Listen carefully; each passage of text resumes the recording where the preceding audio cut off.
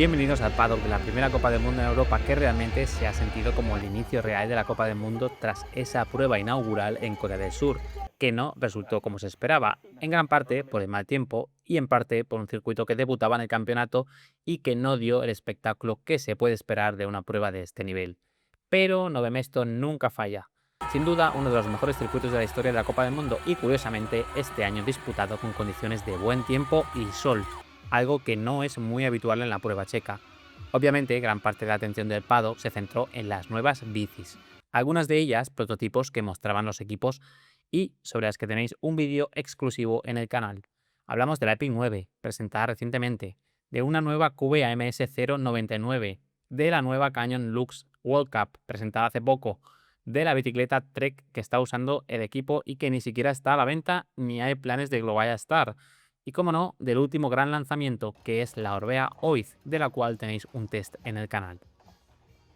Lo primero que pudimos comprobar es que esa división entre equipos de primera y segunda división es ya más evidente que nunca. Ha traído nuevos paddocks más espectaculares y amplios que nunca para los equipos top del campeonato, pero también ha relegado a un segundo plano a todos los equipos que no han conseguido la categoría World Team. De hecho, resultaba curioso ver cómo Pidcock, la gran estrella de fin de semana, estaba situado en el grupo de esos equipos de segunda división. De esta nueva forma de entender el paddock echamos de menos la presencia de muchos equipos pequeños que daban vidilla al ambiente, y eso que, en el caso de Nove Mesto, los dos paddocks están muy cerca y muy bien integrados. En otros circuitos esa división es mucho más radical. Sobre el circuito tenéis un vídeo reconociéndolo junto a Thibaut François, que poco después de ese reconocimiento acabó ganando la prueba sub-23. Mantiene sus puntos claves y los pocos cambios introducidos en los últimos años han ido enfocados a lograr un trazado más rápido, en línea con lo que estamos viendo en todos los circuitos de la Copa del Mundo. En cuanto a las carreras, el short track acaparó buena parte de la atención mediática porque muchos de los equipos optaron por equipar sus bicis con material de gravel, tanto ruedas como cubiertas.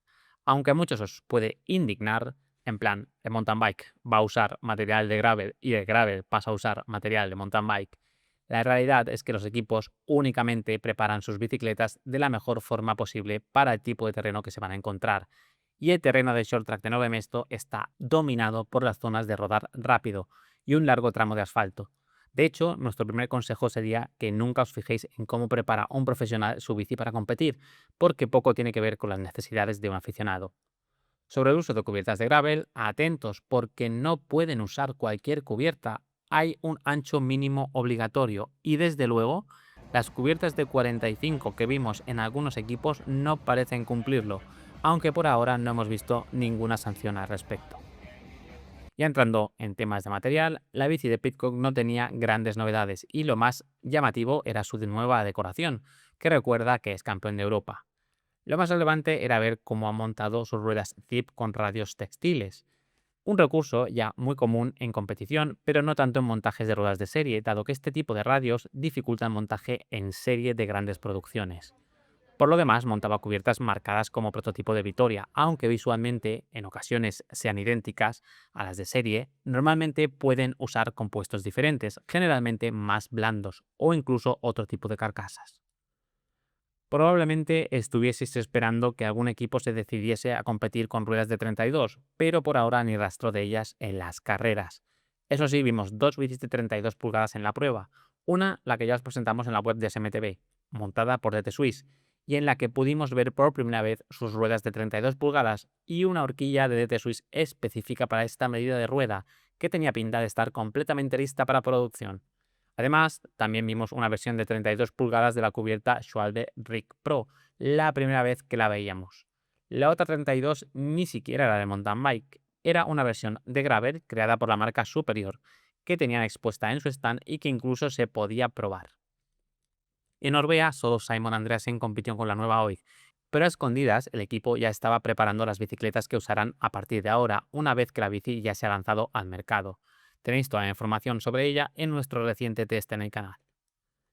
La telemetría se ha convertido ya en un recurso habitual para los equipos de cross-country, casi tanto como sucede en el descenso. Aquí veis el equipo VIP Telemetry, que también hemos probado en SMTV, montándose en una OIG, en la que si os fijáis hay unas ruedas prototipo de Oquo. Veremos de qué se trata, porque la realidad es que hay un salto adelante en las ruedas tope de gama de cross-country de muchas marcas, como las Roval World Cup de Specialized o las nuevas Syncros prototipo que vimos en la Scott Spark RC, también prototipo. Incluso cazamos un modelo de DT Swiss experimentando con rayos de carbono y que solo tenía el equipo Canyi. También nos hemos traído en la web en exclusiva las que parecen ser unas nuevas ruedas de Mavic con rayos de carbono, que en este caso parecían listas para comercializarse con acabados totalmente de serie. Las usaba el equipo oficial de Mondraker. En BMC también vimos unas cuantas novedades, entre ellas la evolución de sus suspensiones electrónicas de Olis, ahora con la batería integrada dentro del cuadro o en algún lugar oculto, y no en el propio amortiguador. Eso sí, siguen con sistema totalmente cableado. El equipo también ha recurrido al montaje de ruedas con rayos textiles. Teniendo en cuenta que es el primer equipo al que cazamos probando una bici completa de 32 pulgadas el año pasado, hay mucha expectación por ver si se deciden a ser los primeros también en hacerla debutar en competición, especialmente sabiendo que el actual Four Stroke ya lleva bastante tiempo en el mercado. No sabemos si vosotros tenéis tanta pasión como nosotros por las cajas de herramientas, pero esperamos que sí, porque ahora os vamos a traer unas cuantas de las que pudimos ver en el paddock, de la mayoría de mecánicos españoles. Cada caja de herramientas refleja en parte la forma de trabajar del mecánico, sobre todo por la disposición de las herramientas dentro de la propia caja. No nos preguntéis el precio de estas cajas, que son pequeñas obras de arte, pero os aseguramos que no es barato. Los equipos cada vez entienden más que el trabajo de los mecánicos es parte del show y cada año son más las carpas que orientan los puestos de los mecánicos de cara al público, así que esas cajas de herramientas son también parte del atractivo del propio paddock. Es más que probable que conozcáis todos los detalles de la Giant Anthem, pero quizás no hayáis visto la Leaf Pique, su hermana tope de gama femenina, de la que aquí podéis ver algunos de los montajes de su equipo oficial. Como no, equipada por los mismos patrocinadores, Shimano, Fox y Maxxis. En Giant pudimos ver el que parece ser el próximo cuadro de Alan Hatherley, el campeón del mundo de cross country, esperando a que su dueño acabe con la etapa de carreras de carretera en la que ha podido debutar en el Giro de Italia. En la Pierre mostraban su nueva bici, que acaba de ser presentada hace unos días y que estaba totalmente lista para comercializarse. En ella destaca el amortiguador en posición vertical sobre la caja de pedalier, y una gran tapa de acceso por debajo del tubo diagonal. Una configuración de la suspensión que ha ido desapareciendo con el tiempo, pero por la que apuesta de nuevo la Pierre. Este es otro de los equipos que usaba radios con ruedas textiles, montadas con llantas FSA. La Canon del equipo oficial tenía una gran novedad, una nueva horquilla Lefty con una parte superior mucho más fina, que parecía ganar más espacio para la rueda, lo que hace pensar que quizás ya esté pensada para albergar ruedas de 32 pulgadas. También siguen usando amortiguador Fox Neo, su versión electrónica, que quizás están evolucionando para su llegada al cross country pronto.